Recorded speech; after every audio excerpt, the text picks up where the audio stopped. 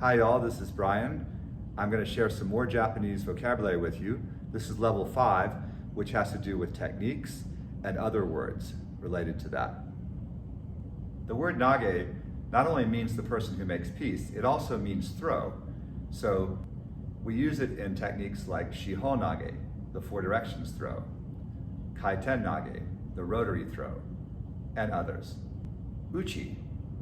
Uchi means strike, and we already saw how uchi can be used specifically in strikes like Shomenuchi,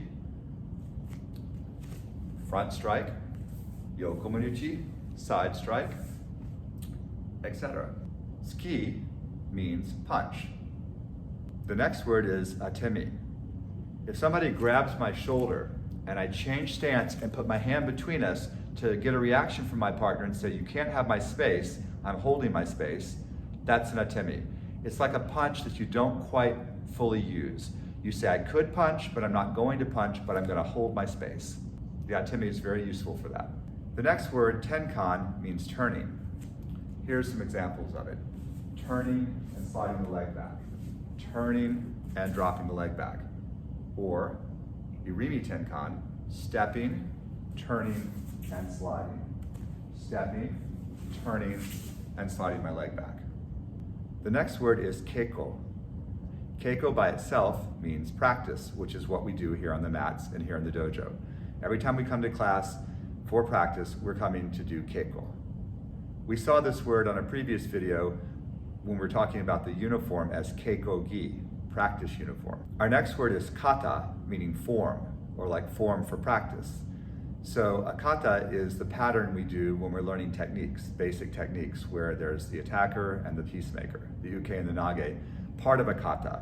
I do one thing, you respond in a certain way, and we play our roles so that we can study together very specific things. It's not a freestyle thing, it's very patterned. A kata is a pattern or a form. The next words have to do with our position in space with each other. First is Tachi Wasa, which means standing techniques.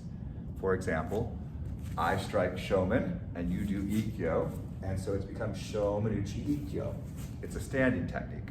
For suwari waza techniques, both the uke and the nage start on their knees with their toes curled and a straight back. And for example, I could come Shomenuchi and my partner could do ikkyo from the ground like this. The next set of techniques we do are called hanmi handachi waza. For these, for example, the nage is on their knees with their toes curled and ready. And in this case, the uke is standing.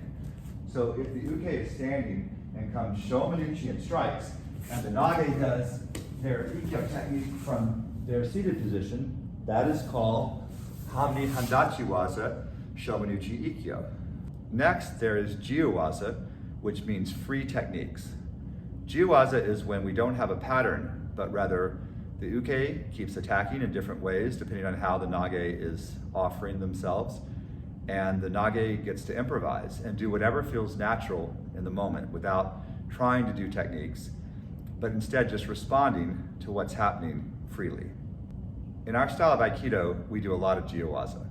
We do practice a lot of forms practice too, but we love to do in every class some freestyle where we get out of the patterns of I do this, then you do that, and instead we try to respond very freely, very naturally in the moment with a very relaxed body, with good posture, good alignment, all the things we work on, looking to be as free and natural as we can. The next word is randori, which literally means grabbing or seizing chaos. It's when you do jiyu waza or freestyle basically with multiple attackers. So you're getting attacked by more than one, 2, 3, 4, 5 people, however many, and you have to be very aware of the whole room and make use of the whole room and be aware of where you are in position to everybody else. You take very good care to not throw people into each other unsafely, but to keep moving, not get stuck, and to be free, even in that situation with that many attackers. Randori is a lot of fun, and we work on it, and eventually we even test on it when we get up to 2nd degree black belt, 3rd degree black belt, and 4th degree black belt, Nidan, Sandan, and Yondan. And our last word for this section is ma'ai. Ma'ai is actually 2 words meaning proper distance or harmonious distance. And it means keeping the proper space between me and my partner. both as uke and nage. I have to know when I'm in an unsafe position, when I can be punched or kicked or whatever, and when I'm in a safe position. I have to know that distance, and I have to maintain that distance. I have to shift to find that distance. When my partner does something, I have to respond so that I keep proper distance. Ma'a is very important, and it's something we work on a lot. Knowing how to keep our space and knowing how to respect the space of others as well. Thank you everybody for studying so well together. I appreciate the way that you bring so much commitment and so much dedication to your practice. And that goes for learning the Japanese words as much as learning the physical practices that we do on the mats and that we do on our own at home.